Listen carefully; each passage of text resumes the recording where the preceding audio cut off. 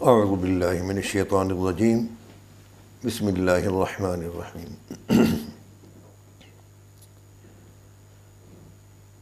وبہ نستعین نحمدہ ونصلی ونسلم علی سیدنا و مولانا محمد سید الانبیاء والمرسلین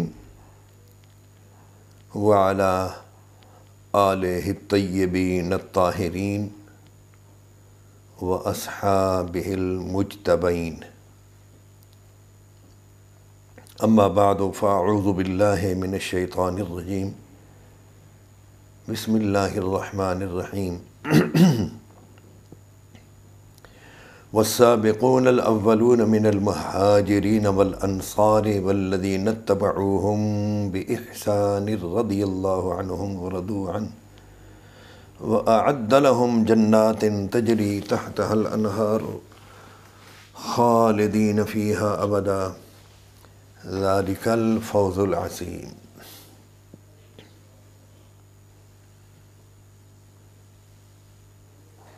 صدق اللہ العلی العظیم و صدق رسولہ النبی الکریم الامین۔ اللہم صلی علی سیدنا و مولانا محمد النبی الامی وعلی آلہ و اصحابہ وبارک وسلم وصلی علیہ۔ معزز اور مکرم سامعین و ناظرین، اس سے قبل ایک مجلس میں سورۃ التوبہ کی یہ آیت نمبر 100 اور اس کے ساتھ ترمذی شریف کی وہ حدیث جس میں 73 فرقوں کا ذکر ہے پڑھی تھی، اور ما انا علیہ و اصحابی پر گفتگو شروع کی گئی تھی، اور اس گفتگو میں سورۃ التوبہ کی یہ آیت اور اس آیت کی تفسیر میں گویا تفسیر نبوی کے طور پر ہم نے ایک حدیث پڑھی تھی جو کہ مسند احمد میں ہے، حضرت مجاشع بن مسعود رضی اللہ تعالی عنہ اس کے راوی ہیں، اور مسند احمد میں مسند مجاشع بن مسعود ہی میں ہے۔ شیخ شعیب الارناؤت اور ان کے ساتھ تقریباً 10-11 اور افراد ہیں جو مسند احمد کی جلد نمبر 25 میں شیخ الارناؤت کے کام میں اور تحقیق میں شرکا ہیں۔ یہ 25ویں جلد ہے مسند احمد کی، اور اس کا صفحہ نمبر ہے 176۔ پچھلی مجلس میں یہ ہم نہیں بتا پائے تھے، تو آج یہ نوٹ فرما لیں۔ جلد نمبر 25، صفحہ نمبر 176، حدیث نمبر 15847، 15847۔ مؤسسۃ الرسالہ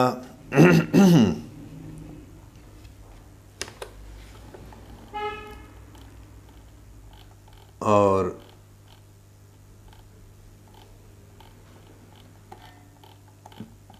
طبعہ اولا 1419 ہجری، اور یہ مؤسسۃ الرسالہ جو ہے اس کا محل وقوع بیروت ہے۔ بیروت کی یہ چھپی ہوئی ہے کتاب۔ اس میں جو حدیث ہم نے سورۃ التوبہ کی آیت نمبر کیا تھا جی؟ 100۔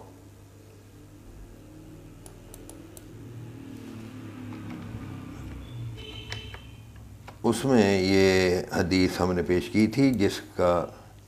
نمبر ہم آپ کو بتا چکے ہیں کہ اس میں سرور عالم صلی اللہ علیہ وآلہ وسلم نے فرمایا،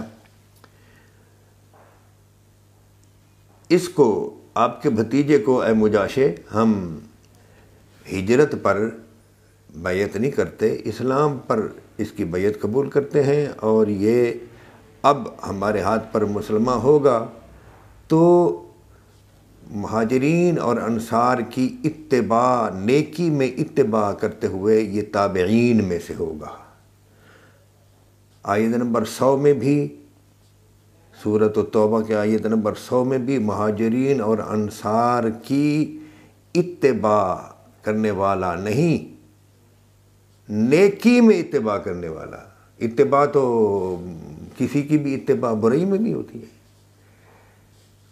نتبعہم بإحسان، اور حدیث میں ہے وَيَكُونُ مِنَ التَّابِعِينَ بإحسان،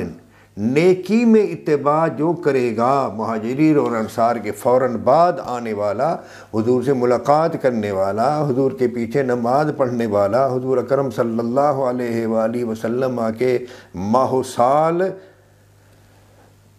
اپنی حیات میں لینے والا، رہنے والا حضور کے ساتھ، اگر وہ مہاجرین اور انصار کے طرز عمل پر نیکی میں نہیں ہے تو پھر وہ تابعی بھی نہیں ہے۔ تابعی وہ ہے جو نیکی میں اتباع کرے۔ ایک بات تو یہ ہو گئی۔ دوسری بات اس کے ساتھ یہ بھی یاد رکھنے کی ہے کہ اگر کوئی شخص نیکی میں مہاجرین اور انصار کا تابع نہیں ہے، تابع واحد ہے، تابعین اس کی جمع ہے، تو جب وہ نیکی میں تابع نہیں ہے تو وہ تابعین میں سے بھی نہیں، تو پھر صحابہ میں سے بھی نہیں، تو چونکہ نیکی میں متبع نہیں ہے، اور پھر جب وہ نہیں ہے تو پھر وہ اس عنایت کا، عزت کا، مرتبے کا بھی حقدار نہیں جو ان الفاظ میں سورۃ التوبہ میں آیا رضی اللہ عنہم ورضوا عنہ، وہ اس کا بھی حقدار نہیں ہوگا جو بھی ہو۔ ایک بات یہ بھی یاد رکھنا چاہیے کہ قرآن نے کہا من المہاجرین والانصار، یہاں من لگایا، یعنی سارے کے سارے مہاجرین اور سارے کے سارے انصار ایسے نہیں ہیں جن کے لیے رضی اللہ عنہ ورضوا عنہ، یا جن کی اتباع کی جائے۔ تمام مہاجرین اور انصار جو مسلمان ہوئے ان میں سے ہر فرد جو ہے ضروری نہیں کہ وہ اتباع کیے جانے کے لائق ہو، تو یہ من لگا دیا۔ یہی وجہ ہے کہ بعض جو ہیں مہاجرین وہ قابل اتباع تو کیا رہے تھے، وہ تو مسلمان ہی نہ رہے، وہ مہاجر تھے، وہ مسلمان تھے، بعد میں مرتد ہو گئے، جیسا کہ حضرت ام حبیبہ رضی اللہ عنہا کا سابق شوہر وہ مرتد ہو گیا تھا، تو اس کے بعد نبی کریم صلی اللہ علیہ وآلہ وسلم کی نکاح میں آئی تھی حضرت ام حبیبہ رضی اللہ عنہا۔ تو معلوم ہوا کسی کی کوئی گارنٹی نہیں ہے، جس کا خاتم ایمان پر ہو اور مسلسل اس کی زندگی استقامت پر ہو، ایسا شخص جو ہے قابل نمونہ ہے، قابل اتباع ہے، اس کے لیے تمغہ رضی اللہ عنہم ورضوا عنہ ہے۔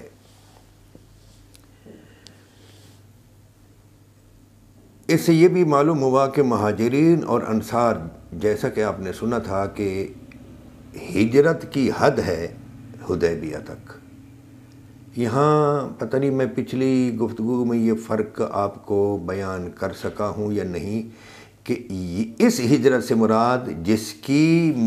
میعاد، جس کی حد فتح ہے، اور فتح سے مراد صلح حدیبیہ ہے، لا ہجرت بعد الفتح ہے۔ یہاں ہجرت سے کیا مراد ہے؟ یہ وہ ہجرت ہے جو بندہ مسلمان ہو جانے کے بعد اپنے گھر بار کو چھوڑ کر حضور اکرم صلی اللہ علیہ وآلہ وسلم کے تحفظ کی خاطر حضور کے پاس آ کر رہتا، اپنا گھر چھوڑ دیتا، یہاں آ کر رہتا، تو وہ مہاجر ہوتا۔ اس ہجرت کی مدت ختم ہوگی، اب اس ہجرت کی ضرورت نہیں۔ اب اگر کوئی شخص مسلمان ہوتا ہے اور اس کو اس کے وطن میں سکون سے نہیں رہنے دیتے غیر مسلم لوگ، تو وہ اپنے وجود، اپنے ایمان کو بچاتے ہوئے اپنے شہر کو چھوڑ دے، کسی اور شہر میں جائے، حضور کے پاس آئے یا نہ آئے، جہاں اس کو سکون ملے، آرام سے، مزے سے، سکون سے، آزادی سے اپنی عبادت کر سکے، اپنی زندگی گزار سکے، تو ایسی ہجرت تو قیامت تک ہے۔ وہ والی ہجرت کے اپنا گھر بار چھوڑو اور حضور کے پاس آ جاؤ، حضور کا تحفظ کرو، اسلام کا تحفظ کرو، وہ ختم۔ یہ یاد رکھنا، یہ فرق ہے۔ تو ایسی ہجرت تو زیادہ عظمت والی ہے نا، جو اپنے لیے نہ ہو بلکہ حضور کے لیے ہو، تو وہ عظمت ہے ایک ایسا مہاجر۔ اچھا، ایسے مہاجر کے لیے مدینہ کے لوگ انصار تھے نصرت سے، کہ وہ نصرت کرتے تھے، مہاجرین جو دور سے آتے تھے ان کو ٹھہراتے تھے، ان کو کھانا وغیرہ، بلکہ مکہ کے جو مہاجر حضور کے ساتھ آئے تھے ان کے لیے کھانا وانا بھی نہیں، ان کو تو گھر بھی انہوں نے دیے، آدھا گھر ان کو دے دیا، ہر ایک نے پورا ٹھکانہ دیا، ٹھہرایا، تو اس لیے وہ انصار کہلائے۔ اب چونکہ ایسے مہاجر کی گنجائش نہیں ہے، تو اس لیے اب کسی نئے ناصر کی اور انصاری کی بھی ضرورت۔ انصاری ہونے کا جو قرآن میں لقب آیا ہے، اور قرآن نے جن کی اتباع کسی کو اپنی بارگاہ میں، کسی کے اللہ کی بارگاہ میں، کسی کے رسول اللہ کی بارگاہ میں مقبول ہونے کی شرط لگا دی کہ مہاجرین اور انصار کا متبع ہو قرآن میں، ایسے مہاجرین اور ایسے انصار کا دور ختم ہو گیا۔ کہاں تک؟ صلح حدیبیہ کے دور تک۔ جب آپ نے یہ سمجھ لیا تو اب یہ سمجھ لیجئے کہ صلح حدیبیہ جب ہو گئی تو اسی مقام پر ابھی حضور تھے، اور اپنی ڈاچی پر یعنی اونٹنی پر سوار ہو کر جب آپ واپس جانے لگے مدینہ شریف، تو اسی جگہ پر ہی سورۃ الفتح نازل ہوئی۔ لہذا سورۃ الفتح میں جتنی آیات تعریف میں آئی ہیں، وہ ساری کی ساری آیات جو ہیں وہ اس وقت کے مسلمانوں کے لیے ہیں جو نبی کریم صلی اللہ علیہ وسلم کے ساتھ مدینہ سے آئے تھے، اور وہ تقریباً 1400 صحابہ تھے۔ مثلا لقد رضی اللہ عن المؤمنین اذ یبایعونک تحت الشجرہ، اللہ راضی ہو گیا ان مومنین سے جو بیعت کر رہے تھے درخت کے نیچے۔ ان الذین یبایعونک انما یبایعون اللہ ید اللہ فوق ایدیہم، وہ اللہ کی بیعت کر رہے ہیں، ان کے ہاتھوں پر اللہ کا۔ یہ سب کس کے لیے ہے؟ اسی طرح محمد الرسول اللہ والذین معہ، یہ آخری آیت ہے سورۃ الفتح کی آخری آیت۔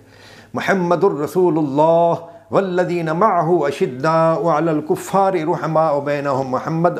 صلی اللہ علیہ وآلہ وسلم اللہ کے رسول ہیں، اور آپ کے جو ساتھی ہیں وہ کفار پر سخت ہیں، آپس میں ایک دوسرے پر رحم دل ہیں۔ یہ اور پوری آیت تراہم رکعا سجدا یبتغون، تو دیکھے یہ حضور کو یہ خطاب ہو تو آپ دیکھیں گے کہ یا آپ دیکھتے ہیں ان کو کہ وہ رکوع کرتے ہوئے، سجدہ کرتے ہوئے، یا بندہ کوئی بھی بندہ دیکھتا ہے ان کو رکوع کرتا ہوا، سجدہ کرتا ہوا، یبتغون فضلا من اللہ ورضوانا، اللہ تعالیٰ سے اس کا فضل اور اس کی رضا کی تلاش کرتا ہوا۔ تو یہ جو شان ہے نا رکوع کرتے ہوئے، سجدے کرتے ہوئے، یہ ان کی ہے جو حضور کے ساتھ آئے تھے۔ بڑے افسوس کی بات ہے کہ کچھ لوگ ان ساری آیات کو بعض ان لوگوں کے لیے بھی ثابت کرنا شروع کر دیتے ہیں جو اس وقت ان لوگوں کو مکہ میں آنے سے روک رہے تھے۔ آپ سمجھ گئے؟ ہم الذین کفروا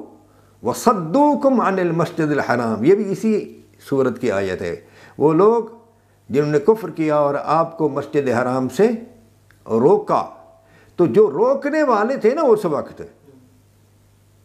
ان روکنے والوں میں جو تھے ان میں سے بعض کو ہمارے لوگ اس قدر یعنی اندھے ہو گئے ہیں، قرآن کو سمجھتے نہیں،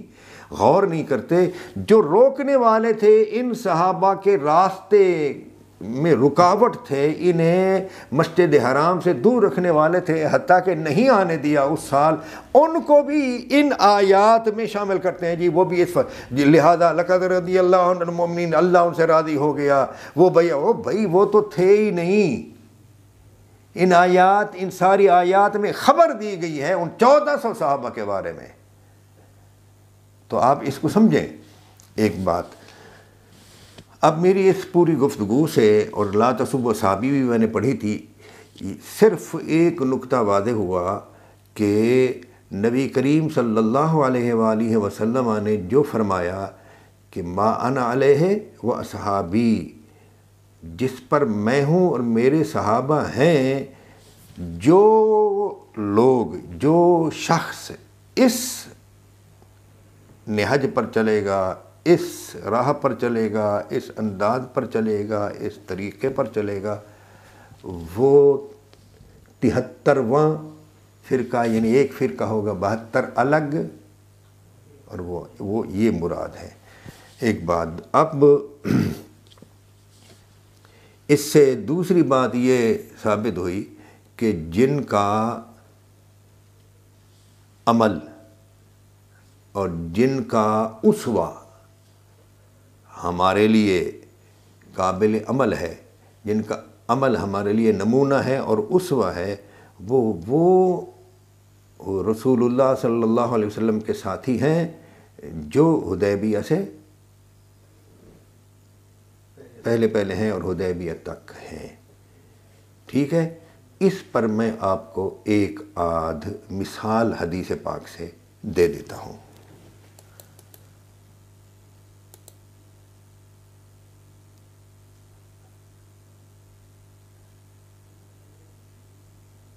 ایک مثال یہ ہے کہ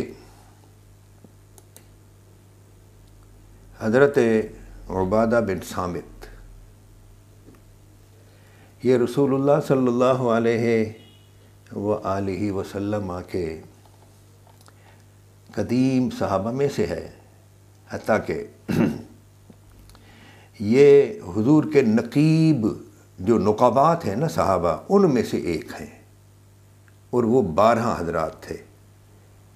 حضور نے فرمایا کہ اللہ تعالیٰ نے میرے صحابہ میں سے ان حضرات کو میرا نقیب بنایا ہے۔ سنن ابن ماجہ میں ہے کہ ایک غزوہ میں سرزمین روم پر ایک غزوہ ہوا، تو وہاں غزوہ کے بعد جو کچھ مال غنیمت ہاتھ آیا تو اس کو ایک دوسرے کے ساتھ تبادلہ اور خرید و فروخت کا معاملہ شروع کیا،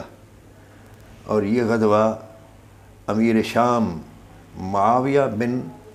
ابی سفیان کے دور میں تھا، اور ان کے ساتھ تھا حضرت عبادہ بن صامت انصاری، اس میں شریک تھے۔ تو یہ خرید و فروخت جب ہوئی تو حضرت عبادہ بن صامت انصاری رضی اللہ تعالیٰ عنہ نے فرمایا یا ایھا الناس انکم تأکلون الربا، اے لوگو اس طرح آپس میں یہ جو لین دین کر رہے ہو یہ تم سود کھا رہے ہو۔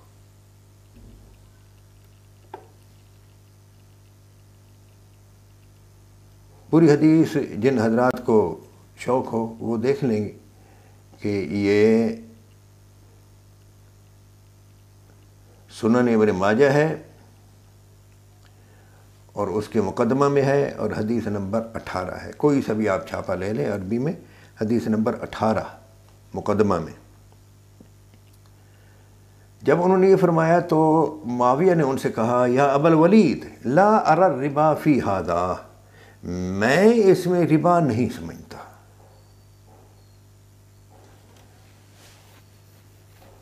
الا ما کان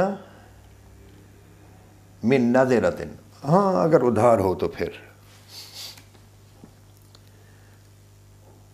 تو نبی کریم صلی اللہ علیہ وآلہ وسلم نے جو فرمایا تھا، یہ حدیث پیچھے حضرت عبادہ بن صامت نے وہ سنا دی، اور تب فرمایا کہ تم یہ سود کھا رہے ہو، تو حضرت عبادہ نے فرمایا احدثک عن رسول اللہ صلی اللہ علیہ وسلم وتحدثنی عن رأیک، میں تجھے رسول اللہ صلی اللہ علیہ وآلہ وسلم کا ارشاد سناتا ہوں اور تو مجھے اپنی رائے پیش کرتا ہے۔ اللہ رب العزت مجھے اس سرزمین سے جہاں یہ جہاد ہو رہا ہے، مجھے یہاں سے جانے کا موقع عطا فرمایا تو میں وہاں نہیں رہوں گا جہاں مجھ پر تیری حکومت ہو۔ پھر یہ چلے گئے اور مدینہ شریف پہنچے۔ حضرت عمر بن خطاب رضی اللہ تعالیٰ عنہ نے انہیں دیکھا تو فرمایا اے ابو الولید آپ یہاں کیسے؟ تو انہوں نے مکمل قصہ سنایا اور یہ بھی بتایا کہ میں نے قسم کھائی ہے کہ میں وہاں نہیں رہوں گا جہاں مجھ پر معاویہ بن ابو سفیان کی حکومت ہو۔ تو حضرت عمر رضی اللہ تعالیٰ عنہ نے ارشاد فرمایا اللہ تعالیٰ اس زمین کو رسوا کرے جہاں آپ اور آپ جیسے لوگ نہ ہوں۔ آپ لوٹ جائیے، آپ پر معاویہ کی کوئی حکومت نہیں ہے، بلکہ لکھ دیا، معاویہ کو لکھ دیا کہ تیری ان پر کوئی حکومت نہیں ہے۔ وَاحْمِلِ النَّاسَ عَلَى مَا قَالَ، اور یہ جو عبادہ رضی اللہ تعالیٰ عنہ نے فرمایا ہے تو لوگوں کو اس پر ابھار، اس پر لوگوں کا عمل کرا۔ معلوم ہوا کہ قدیم صحابہ وہ ہیں جو بعد والے لوگوں کو ٹوکتے ہیں اور حضور اکرم صلی اللہ علیہ وآلہ وسلم کی احادیث پر اور آپ کی ارشادات پر لاتے ہیں۔ اس سے معلوم ہوا کہ اللہ تعالیٰ نے کیوں فرمایا ہے وَالَّذِينَ اتَّبَعُوهُمْ بِإِحْسَانٍ، کہ پہلا طبقہ مہاجرین کا ہے، پھر انصار کا ہے، اس کے بعد ان لوگوں کا ہے جو نیکی میں مہاجرین اور انصار کے پیروکار ہوں۔ اور حضور نے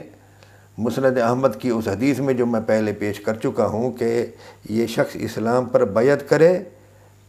ہمارے ہاتھ پر بیعت کرے، اس کا شمار ہوگا یکون من التابعین بإحسان، یہ ہوگا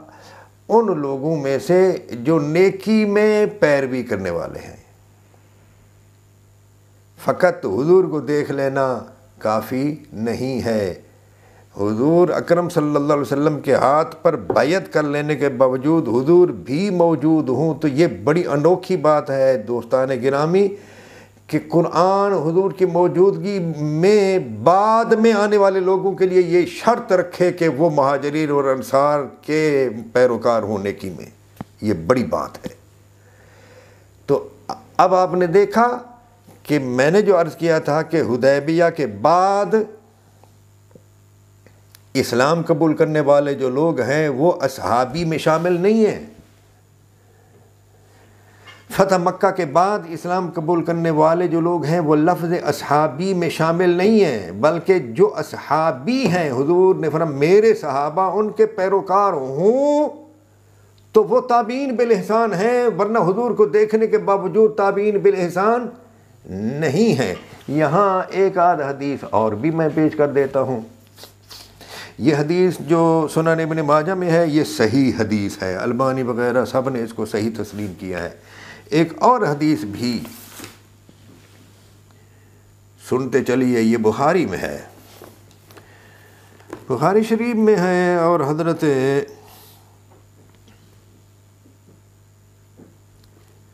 عبداللہ بن عمر رضی اللہ تعالی عنہ بیان کرتے ہیں کہ بخاری کی حدیث نمبر ہے 4339، کتاب البغازی، باب بعث النبی صلی اللہ علیہ وآلہ وسلم خالد بن الولید الی بنی جذیمہ۔ وہ فرماتے ہیں کہ ہم جب بنو جذیمہ کی طرف گئے تو ان لوگوں کو اسلام کی طرف بلایا تو ان لوگوں کو یہ کہنا نہ آیا ان کی زبان پر کہ وہ کہتے اسلمنا، ہم اسلام لے آئے، تو انہوں نے کہا سبانا، ہم جس دین پر تھے اس سے پھر گئے۔ کہنا وہ یہ چاہتے تھے کہ جو دین آپ لے آئے ہم نے اس کو قبول کیا پہلے سے، پھر گئے، پہلے کو چھوڑ دیا۔ تو اسلم نہ وہ زبان پر لاتے، وہ نہ لا سکے، طریقہ نہ آیا ان کو، تو حضرت خالد بن ولید نے ان میں سے لوگوں کو قیدی بنانا شروع کر دیا، اور ایک دن فرمایا کہ بھائی یہ جتنے لوگ قیدی ہوئے ہیں اور جس کو ان میں سے قیدی ملا ہے، ہر شخص اپنے اپنے قیدی کو قتل کر دے۔ حضرت عبداللہ بن عمر رضی اللہ تعالیٰ عنہما نے ارشاد فرمایا کہ میاں نہ تو میں اپنے کسی ساتھی کو قتل کرتا ہوں اور نہ ہی میرے ساتھی اپنے کسی قیدی کو قتل کرے، نہ میں اپنے قیدی کو قتل کرتا ہوں، نہ میرا کوئی ساتھی اپنے قیدی کو قتل کرے گا، یہاں تک کہ ہم یہ بات نبی کریم صلی اللہ علیہ وسلم کی بارگاہ میں لے جائیں گے اور آپ کو بتائیں گے، اور آپ پھر جو ارشاد فرمائیں گے اس پر عمل کریں گے۔ حضور تک یہ بات جب پہنچائی گئی تو حدیث پاک میں ہے فرفع النبی صلی اللہ علیہ وآلہ وسلم یدیہ، تو آپ صلی اللہ علیہ وسلم نے اپنے دونوں ہاتھ بلند فرمائے اور پھر بارگاہ الہی میں عرض کیا اللہم انی ابرأ الیک مما صنع خالد، مرتين، 2 مرتبہ فرمایا اے اللہ جو کچھ خالد نے کیا ہے میں اس سے بری ہوں، میرا اس سے کوئی واسطہ نہیں ہے۔ اب دیکھیے قدیم صحابہ ہیں، خالد کی بنسبت حضرت خالد کی بنسبت قدیم صحابہ ہیں عبداللہ بن عمر، وہ بہت قدیم نہیں ہیں لیکن ان سے مقدم ہیں، وہ اپنے ابا کے ساتھ ہجرت کرنے والوں میں ہیں، اور حضرت خالد جو ہیں وہ حدیبیہ کے بعد مسلمان ہونے والوں میں ہیں، اور وہ مہاجر بولیے نہیں ہیں۔ حضرت عبداللہ بن عمر جو ہیں وہ اپنے باپ کی تبعیت میں تے کے ساتھ باپ کی پیروی میں مہاجر ہیں، ٹھیک ہے، تو وہ قدیم ہیں۔ اب اس حدیث میں جو بخاری شریف میں ہے، بولیے قدیم صحابی کے اسوہ پر چلنا ہے یا اس حدیبیہ کے بعد اسلام قبول کرنے والے شخص کے اسوہ پر چلنا ہے جس کے طرز عمل سے حضور نے ہاتھ کھڑے کر دیے؟ آپ کو سمجھ آئی ہے؟ تو یہ کہنا ما انا علیہ و صحابی یہ ہمارے 14ویں صدی یا 15ویں صدی کے لوگوں کے لیے ہے فقط، نہیں، جو لوگ حضور کے سامنے تھے، جتنے لوگ تھے اور حضور نے ارشاد فرمایا تھا ان سب کے لیے ہے کہ میرے قدیم صحابہ، وہ قدیم جن کو قرآن نے من المہاجرین والانصار کے لفظ سے قدیم فرمایا ہے، جو ان کے طریقے پر چلے گا حضور کی حیات میں مسلمان ہونے والا شخص، تو وہ رضی اللہ عنہم ورضوا عنہ ہو کہ تمغے کا بھی مستحق ہے، اور وعد لہم جنات تجری تحتہا الانہار خالدین فیہا ابدا کا بھی مستحق ہے، یہ جنت کا حقدار ہے۔ اور پھر وہ بعد والوں کے لیے بھی قابل اتباع ہے کہ بعد والے بھی اس کی اتباع کریں، قابل اسوہ ہے، نمونہ ہے، ورنہ اگر وہ قدیم صحابہ کا پیروکار نہیں ہے تو پھر وہ بعد والوں کے لیے کسی قسم کا وہ امام بننے کا حقدار، وہ اسوہ بننے کا حقدار نہیں ہے۔ 2 حدیثیں ہو گئیں، ایک تیسری حدیث بھی سنتے چلیے جی، اور یہ تیسری حدیث پہلی حدیث تھی سنن ابن ماجہ میں اور وہ صحیح حدیث ہے، دوسری حدیث بخاری شریف میں اس کا نمبر وغیرہ بتلا چکا ہوں، اور یہ تیسری حدیث یہ صحیح مسلم ہے جی، اور کتاب الامارہ، کتاب الامارہ میں یہ باب وجوب الوفاء ببیعۃ الخلیفۃ الاول فالاول، اس باب میں حدیث نمبر ہے جی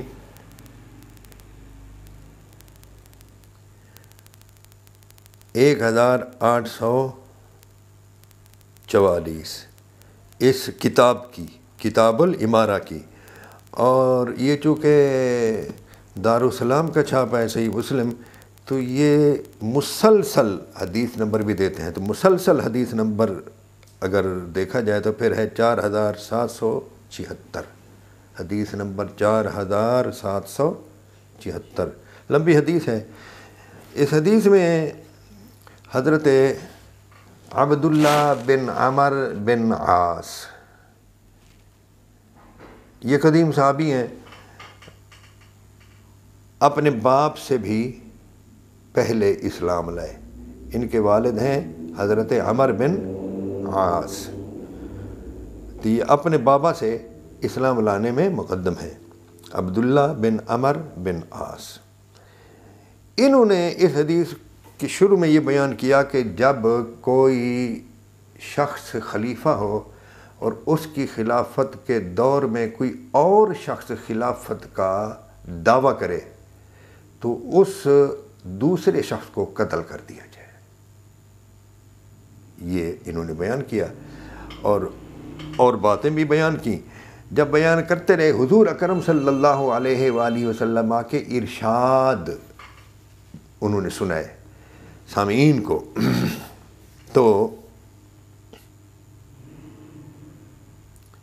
مسجد نبوی شریف کی شاید بات ہے، تو اس میں چکے ہے دخلت المسجد فاذا عبداللہ بن عمر بن العاص ہے۔ حضرت عبد الرحمن بن عبد رب الکعبہ فرماتے ہیں کہ میں مسجد میں داخل ہوا تو فقط مسجد ذکر کیا ہے تو مسجد نبوی ہوگی۔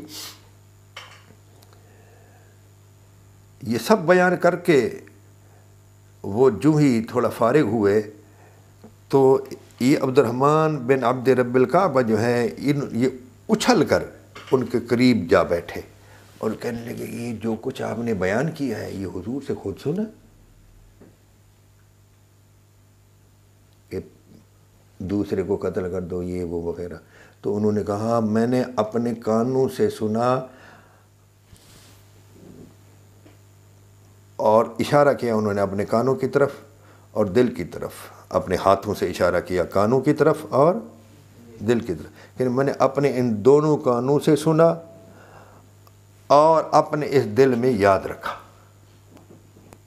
کسی قسم کا شک نہیں ہے۔ تو انہوں نے کہا اگر یہ بات ہے تو پھر ھذا ابن عم کا معاویہ، یہ آپ کا چچا زاد معاویہ ہے، یأمرنا ان نأکل اموالنا بیننا بالباطل، یہ ہمیں حکم کرتا ہے کہ ہم آپس میں ایک دوسرے کا مال ناجائز طریقے سے کھائیں، باطل طریقے سے کھائیں، بالباطل، وَنَقْتُلَ أَنفُسَنَا، اور ہم ایک دوسرے کو قتل کریں، واللہ عز وجل یقول، جبکہ اللہ تعالیٰ ارشاد فرماتا ہے۔ انہوں نے اس پر سورہ نساء کی ایک ایسی آیت تلاوت فرمائی جس میں ایک دوسرے کو باطل طریقے سے قتل کرنے کی بھی ممانعت آئی ہے اور ایک دوسرے کا باطل طریقے سے مال کھانے کی بھی ممانعت آئی ہے۔ وہ آیت یہ ہے، یا ایھا الذین آمنوا لا تأکلوا اموالکم بینکم بالباطل الا ان تکون تجارۃ عن تراض منکم ولا تقتلوا انفسکم ان اللہ کان بکم رحیما، ایمان والو آپس میں ایک دوسرے کا مال باطل طریقے سے نہ کھاؤ مگر یہ کہ تمہاری رضامندی کی تجارت ہو تمہارے درمیان، اور لا تقتلوا انفسکم، اور ایک دوسرے کو قتل نہ کرو، بے شک اللہ تعالیٰ تم پر رحیم ہے۔ یہ بات حضرت عبد الرحمن بن عبد رب الکعبہ سے سن کر حضرت عبداللہ بن عمر خاموش ہو گئے، سکوت طاری ہو گیا ان پر، ایک ساتھ کے لیے تو بیٹھے رہے، کچھ بھی نہ کہہ سکے۔ فسکت ساعۃ، کچھ بھی کہہ نہ سکے۔ یوں کہہ سکتے تھے نا، جھوٹ بولتے ہو، چپ کرو، کیا کہتے ہو؟ اور اس نے یہ بھی نہیں کہا کہ آپ تو یہ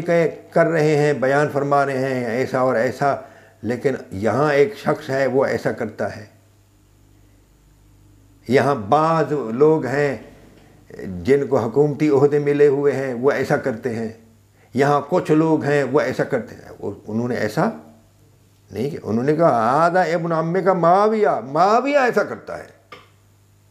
آپ کا چچا زاد معاویہ ایسا کرتا ہے، نام لیا۔ جب نام لیا تو یہ نہیں کہہ سکے چپ رہے، غلط کہہ رہا ہے تو بہتان مت باندھ،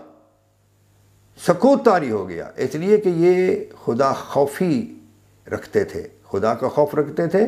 اور معاملات میں باپ کو بھی ٹوکتے رہتے تھے اور معاویہ کو بھی ٹوکتے رہتے تھے، اور حضور کی حدیثیں سناتے رہتے تھے، اور باپ اور معاویہ دونوں ان سے تنگ تھے یہ حدیثیں سن سن کر۔ وہ میں کبھی آپ کو پیش کروں گا، حتیٰ کہ ایک مرتبہ کہہ دیا اس پاگل کو ہمارے ساتھ تو نے کیوں رکھا ہوا ہے؟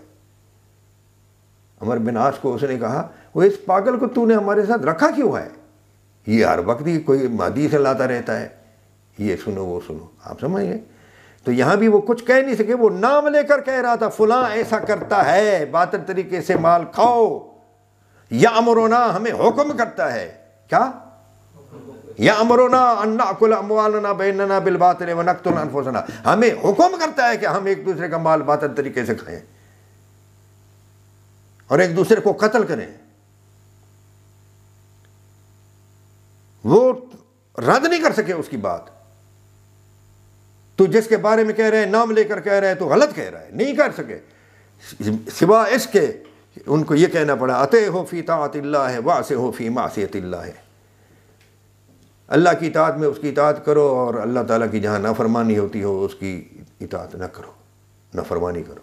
اس کے سوا اور کچھ بھی نہیں کہتے۔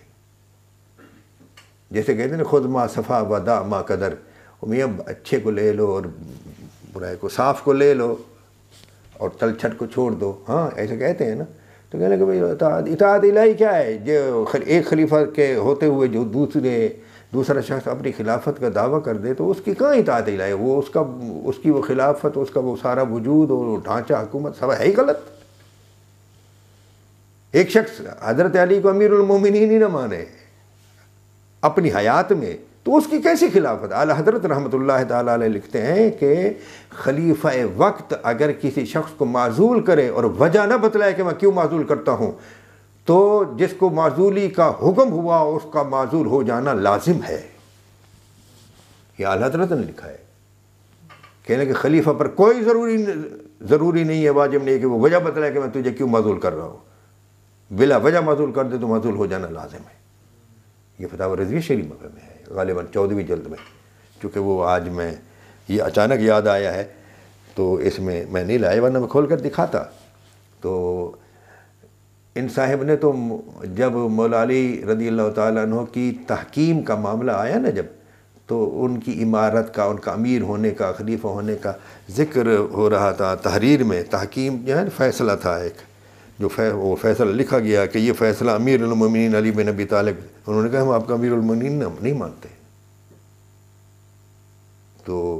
ایک روایت میں ہے کہ مولا علی نے فرمایا یہ تو ہو بہو حضور کی طرح معاملہ ہو گیا کہ کفار نے جب معاہدہ کیا تھا حدیبیہ کے دن، تو حضور نے فرمایا یہ صلح نامہ ہے محمد رسول اللہ کی طرف سے۔ انہوں نے کہا ہم آپ کو محمد رسول اللہ نہیں مانتے، ہم آپ کو محمد بن عبداللہ مانتے ہیں۔ ٹھیک ہے، تو جو مولا علی کو آپ کی خلافت کے دور میں امیر المومنین نہیں مانتا تو اس کا کوئی حکم اطاعت ہے ہی کہاں؟ یہ حضرت عبداللہ بن عمر رضی اللہ تعالیٰ عنہ جو کہا نا اطیعوا فی طاعت اللہ واعصوا فی معصیت، میں تو کہتا ہوں کہ بھی اس کا کوئی حکم جو ہے نا بحیثیت خلیفہ درست نہیں ہے۔ یہ صحابہ کرام رضوان اللہ تعالیٰ علیہم اجمعین کی مہربانی ہے کہ وہ ان کے ساتھ جہاد کرتے رہے، صرف اپنے اس کے، وہ یہ تو اس طرح ہے نا جس طرح صحابہ کرام یا تابعی نظام میں سے ایسا آتا ہے۔ میں جب ایسے اقوال پڑھتا ہوں تو حیران رہ جاتا ہوں کہ کتنی وسعت ہے۔ وہ کسی برے کے پیچھے نماز پڑھتے تھے نا تو کہتے تھے یہ ہے تو برا لیکن ہم اس کی اقتداء نہیں کر رہے، جو یہ قرآن پڑھ رہا ہے نا ہم اس کی اقتداء میں کھڑے ہوئے، ہمارا امام قرآن ہے، اور حدیث پاک میں ہے والقرآن و امام اڑا، قرآن ہمارا امام ہے۔ ایک مرتبہ حضرت عبداللہ بن مسعود رضی اللہ تعالیٰ عنہ کو حضور نے تقریر کرنے کا کہا کہ تو بیان کر، تو انہوں نے کہا ہم اللہ کے رب ہونے پر راضی ہیں اور اسلام کے دین ہونے پر راضی ہیں اور آپ کے نبی ہونے پر راضی ہیں، وبالقرآن اماماً، اور قرآن کے امام ہونے پر راضی ہیں۔ کہنے کہ قرآن آ کے یہ ہمارا امام ہے، یہ شخص ہمارا امام نہیں ہے۔ کیسی اعلیٰ نیت ہے۔ جس کے پیچھے نماز پڑھنے اس کو برا جانتے تھے. تو اس لیے صحابہ کرام جو ہے نا ایسے لوگوں کے دور میں جہاد بھی کرتے رہے ہیں، جو نیکی کے کام تھے وہ کرتے رہے ہیں. اس تناظر میں حضرت عبداللہ بن عمر بن عاص نے فرمایا کہ اطاعت الہی میں اطاعت کرو اور معصیت میں نافرمانی کرو. ہاں جی، تو یعنی نہ مانو بات. ورنہ اگر قانون کی نگاہ سے دیکھا جائے نا تو پھر یہ ہے کہ جس کا تقرر غلط ہے تو اس کا کوئی فرمان درست نہیں ہو سکتا. وما علینا الا البلاغ. انشاءاللہ اس سے آگے مزید بیان کیا جائے گا.